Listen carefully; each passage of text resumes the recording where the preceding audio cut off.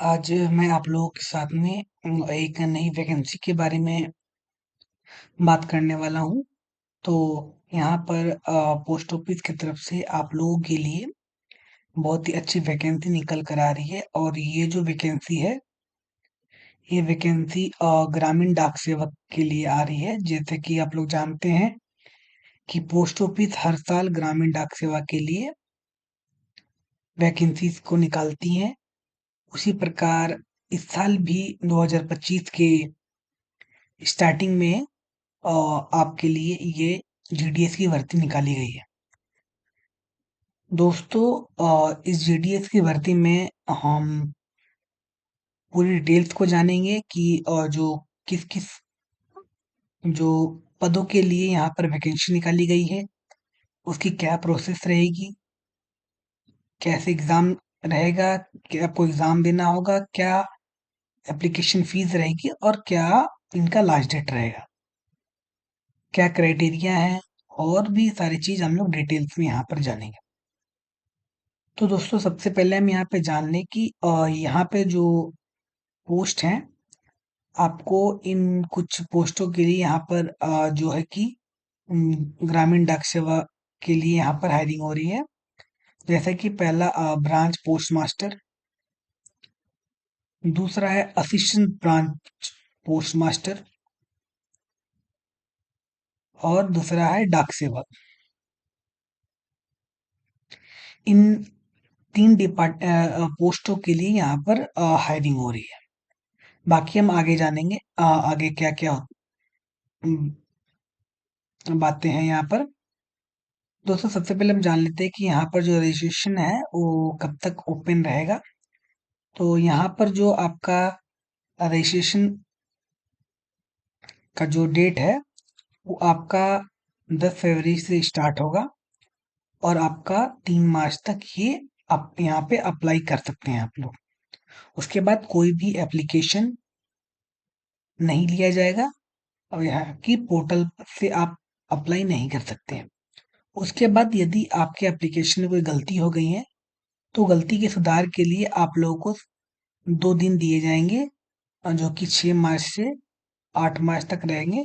कि इन 2 दिनों के बीच में आपकी जो की हुई गलतियां हैं, आपने एप्लीकेशन भरते समय जो भी गलतियां की हैं, उन सब गलतियों को आप यहाँ पर सुधार सकते हैं। और आगे हम जानेंगे दोस्तों, यहाँ पर हम जानेंगे कि जो ब्रांच पोस्ट मास्टर है उसका जो कार्य है और उसका जो जॉब प्रोफाइल है वो क्या क्या है। तो दोस्तों, जो ब्रांच पोस्ट मास्टर है तो उसको जो है डेली जो पोस्टल ऑपरेशंस होते हैं आपके ब्रांच पोस्ट ऑफिस में, वो उसको करना पड़ेगा। मार्केटिंग प्रमोशन करना होगा प्रोडक्ट्स के। जो भी प्रोडक्ट्स आपका पोस्ट ऑफिस सेल करती है, मतलब जो भी आपको सर्विस वो देती है, उन सब सर्विसों का प्रमोशन करना हो। जैसे कि पोस्ट ऑफिस में बहुत सारी चीजें हैं, जैसे आपका फिक्स डिपॉजिट हो गया, इंश्योरेंस वगैरह भी सेल होता है पोस्ट ऑफिस से, तो उनका भी आपको पूरी मार्केटिंग वगैरह करना पड़ेगा।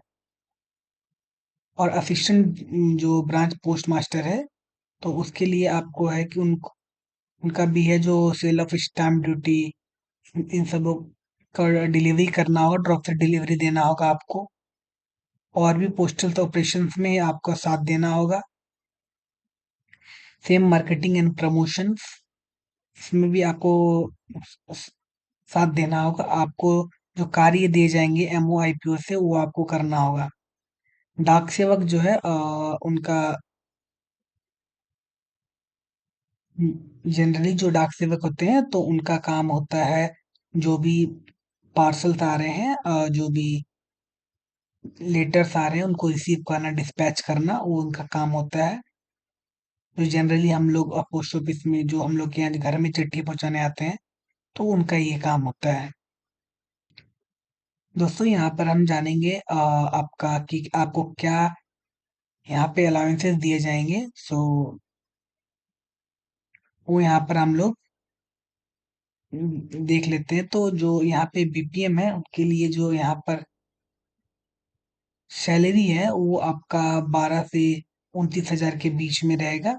और जो यहाँ असिस्टेंट पोस्ट मास्टर है ब्रांच पोस्ट मास्टर और डाक सेवक, तो उनका जो सैलरी है वो 10,000 से 24,000 तक यहाँ पर रहने वाला है।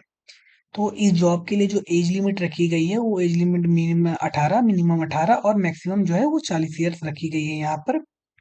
और साथ ही जो भी गवर्नमेंट नॉर्म्स और रूल्स के हिसाब से SC ST और OBC कैंडिडेट्स को जो भी रिलैक्सेशन होते हैं, और जो भी डिसेबल कैंडिडेट्स हैं उनको जो भी यहाँ पर रिलैक्सेशन दिए जाते हैं वो रिलैक्सेशन एज वेल आपको वहाँ पे मिलने वाले हैं। दोस्तों यहाँ पर जो इन सब पोस्टों के लिए जो क्वालिफिकेशन रखी गई है वो क्वालिफिकेशन रखी गई है आपके 10th स्टैंडर्ड आप पास होने चाहिए, जिसमें आपका मैथ्स और इंग्लिश जो है वो कंपलसरी है। दोस्तों इस जॉब के अप्लाई के लिए आपको जो इंडियन पोस्ट है इनके आपको वेबसाइट विजिट करना पड़ेगा। यहाँ पर ये जो आप यहाँ पर जो देख रहे हैं, आप जो यहाँ पर देख रहे हैं, ये जो वेबसाइट आप देख रहे हैं HTTPS Indian post GDS online gov.com, यहाँ पर आपको विजिट करना होगा और यहाँ पर विजिट करके आपको ये फॉर्म को भरना होगा। हम अपने नेक्स्ट वीडियो में आपको ये दिखाएंगे कि किस तरह से आप इस फॉर्म को भर सकते हैं। और इसमें जो सिलेक्शन क्राइटेरिया जो रखा गया है, इनका इनका सिलेक्शन क्राइटेरिया जो है वो एज अ शॉर्टलिस्टिंग बेसिस पे होगा, कि इसमें आपको मार्क्स के बेसिस पे शॉर्टलिस्ट किया जाएगा। वो मार्क्स और उनकी भी मार्क्स ज़्यादा रहेंगे तो उनके चांस ज़्यादा है यहाँ पर सिलेक्ट होने का। दोस्तों जब आप फॉर्म फिलअप करने के लिए जाएंगे तो आपको यहाँ पर कुछ नेसेसरी डॉक्यूमेंट्स हैं उनका होना आपके पास अनिवार्य है। आपके पास में आपका 10th का मार्कशीट, आपके पास में आइडेंटिटी प्रूफ, कास्ट सर्टिफिकेट, अगर आप कोई भी ऐसा रिजर्वेशन और रिलैक्सेशन लेना चाहते हैं, तो अगर डिसेबिलिटी कैंडिडेट है तो आपके पास में उनका सर्टिफिकेट होना जरूरी है। EWS से आपने फॉर्म भरा है तो आपके पास में EWS सर्टिफिकेट होना जरूरी है। अगर आप ट्रांसजेंडर है तो आपके पास में ट्रांसजेंडर का सर्टिफिकेट होना जरूरी है। अगर आप और आपके पास में डेट ऑफ बर्थ का भी सर्टिफिकेट होना जरूरी है। और इन केस आप अगर डिसेबिलिटी है तो आपको कोई मेडिकल सर्टिफिकेट जो है मेडिकल गवर्नमेंट मेडिकल हॉस्पिटल का सर्टिफिकेट होना अनिवार्य है यहाँ पर।